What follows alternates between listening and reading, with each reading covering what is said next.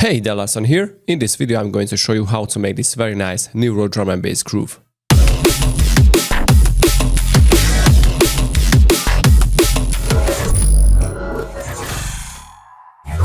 I'm talking about this bass, but I'm going to cover some basic mixing and arrangement tips too. And if you want to grab this whole project file, just check the description. And honestly, the main character is given by the Scream Filter. So it doesn't really matter which wavetable you are using, because it will always sound the same, because the Scream Filter gives some huge impact to the sound. So let me demonstrate it for you.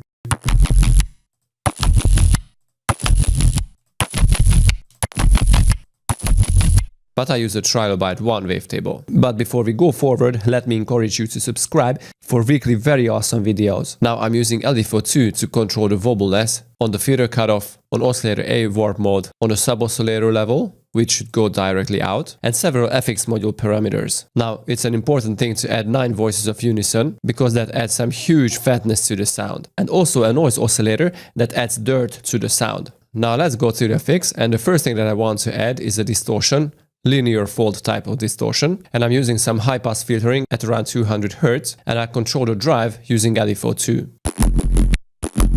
Okay, after it I'm using a phaser to clean up the middle frequencies. I'm adding a chorus for more voices and for more fatness, but on a lower mix level. The next thing is an OTT compression. I'm adding a very slight reverb. An equalizer also to get rid of the middle bass frequencies that are really annoying at around 400 Hz, and I boost some tops above 700 Hz. I'm using the multi-filter to add some more movement to the sound, more wobbleness, getting rid of the high and the low frequencies at certain stages of the LFO. And at the end, a hyperdimension. Oh, and don't forget to click here if you want to learn more about sound design. Okay, I'm also using some modulation on several parameters like the wavetable position, filter cutoff, 1 macro for crazy bass, etc. for some variation during the groove.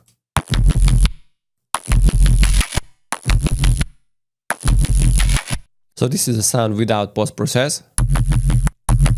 And I'm using a broken tube preset for the dynamic tube plugin. I'm also using an OTT.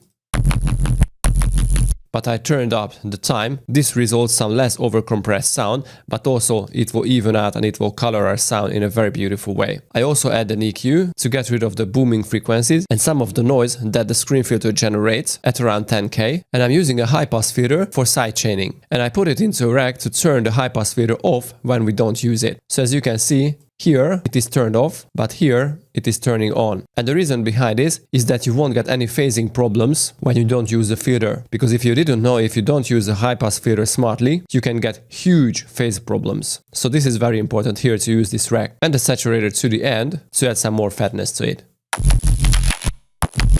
Okay, so the main idea behind this groove is to have a basic drum groove and add this wobble thing to it. But at every second kick, this kick, I wanted to make some changes to it to keep the groove grooving. So this is why I inserted these bass fills that really completes our groove.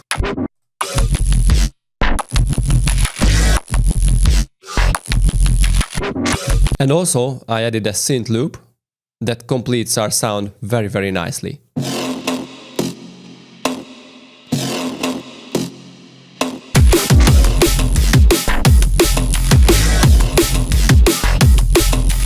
Now, because our drums sound so clean and tight, I didn't need to add any effects, any post-process to it. And on the master, what I did here is I add a multiband compression preset for the multiband dynamics device. I really love this preset, but I pulled back the mix to 34%, so I'm not having a full compression on our master. This is very important. I also added a saturator to chop off the peaks, and I boosted 2 decibels on the limiter. And the secret ingredient is the sausage fattener. And all I did in this is I boosted 1 decibels on the gain. And let me compare how it sounds with the sausage fattener and without that. The result is crazy.